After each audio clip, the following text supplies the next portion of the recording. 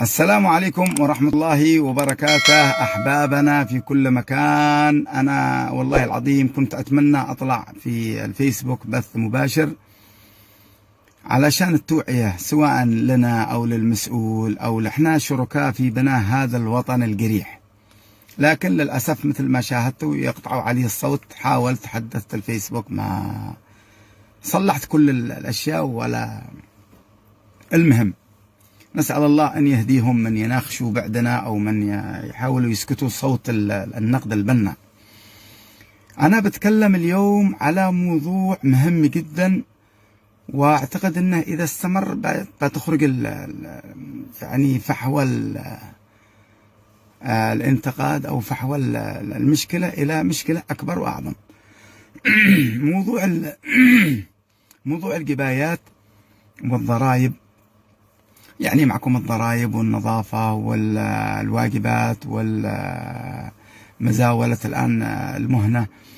في توجه ولهث كبير جدا على هذا الموضوع بدون ترتيب أو تنسيق. علشان ندخل في لب الموضوع، أنا لما قابل أي مسؤول وأقول له يا أخي في عمال يجوا باسمكم ويقولوا للرجال عندك 300، لكن أنت أعطنا 100 وبنسجل لك 40. يقول أنا ما لي علاقة. يقول لي أنا ما لي علاقة، هذا تاجر هبل وتاجر بيدخل نار جهنم، لأنه يعني يعطي وبيدخل نار جهنم. ليش يعطي؟ طيب قل له أنا يا أخي ليش أنتم ما تنظموا العمل وترتبوا العمل بحيث أن الإنسان يعرف أن اللي يجيه فعلا اللي يجيه هو تبع الضرائب أو تبع الواجبات أو تبع ذا. يقول لك أنا ما. ايش السر؟ والسؤال اللي انا بوجهه الان، ايش السر والحكمة في اني انا صاحب الواجبات او الضرائب ما اعمل شيء زي موحد مرقم وبطاقة واعطيه توجيه انه لا تتعاملوا الا مع من يرتدي هذا الزي المرقم وبطاقة؟ ليش انا اخليها هوشلية؟ ليش انا اخليها مفتوحة بحيث انه انا والله ما هو المفروض انهم ليش؟ طيب يعني عدة تجار يجوهم ناس والله انهم يعني بعضهم ما يعرفوهم وبعضهم يعرفوهم، ولكن يقول لك يا اخي قد طردناه، هذا ما عادش يشتغل معنا. يقول يشلوا عليه ضرائب ثاني مرة وثالث مرة ورابع مرة. نفس الشيء في النظافة، في الواجبات، في الضرائب. يعني ليش ما نترتب؟ صح في معكم حق قانوني في انه هذا عليك كذا وهذا عليك كذا وهذا عليك كذا، ما في مشكلة، نو بروبلم.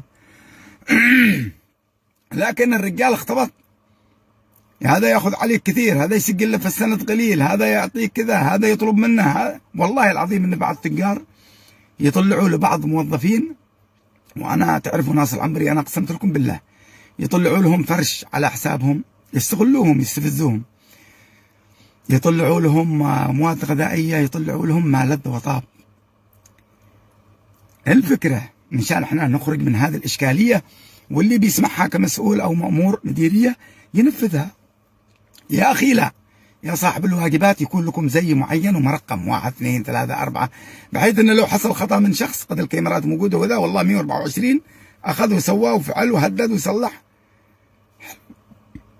بتجمعوا الأموال صحيح أول شيء، وبتترتب العملية وبيطمئن التاجر أنه والله فعلا هذه خلاص هذا حق.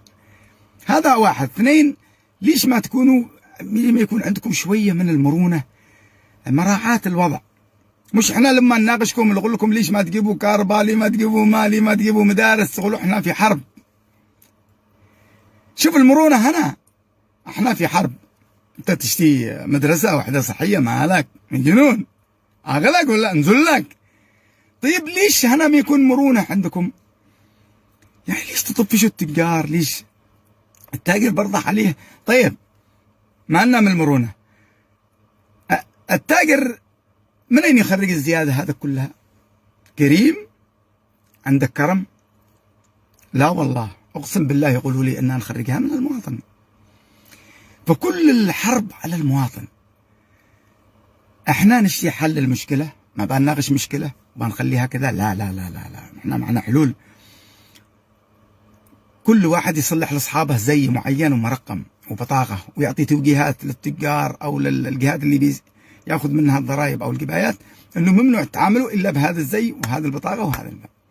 هنا قطعنا الحبل على السرق والفاسدين، ومن اراد ان يشوه عدن واهلها، لان في معنا قيادات نظيفه، معنا قيادات يعني مصليه على النبي، معنا قيادات تريد ان تعمل، لكن الهمبرجرات لا عطلوا على الهمبرجرات. أتمنى أن تصل رسالتي هذا لكل مأمور وكل مسؤول يبدأ يرتب ويلملم، ونسأل الله العلي العظيم التوفيق، ولا حول ولا قوة إلا بالله. وأسأل الله العلي العظيم للتجار أيضا الفرج ويلطفوا بنا كمواطنين، وأسأل الله العلي العظيم كمواطنين أن نفهم ونعي ما يدور حولنا. كل واحد له نقد، يعني أسلوب في النقد، نعذر بعضنا البعض. هذا عنده أسلوب، هذا عنده أسلوب، هذا يهاجم، هذا يسب، هذا يمدح، هذا يستلطف، هذا كل واحد يعذر الآخر. أنا مش مطالب أو مسؤول إني ألزمك بأنك تكون مثلي مرن وذا، يعني صلح اللي بصلح، ولا تلزمني أن أكون مثلك جاف وحاد. السلام عليكم ورحمة الله وبركاته.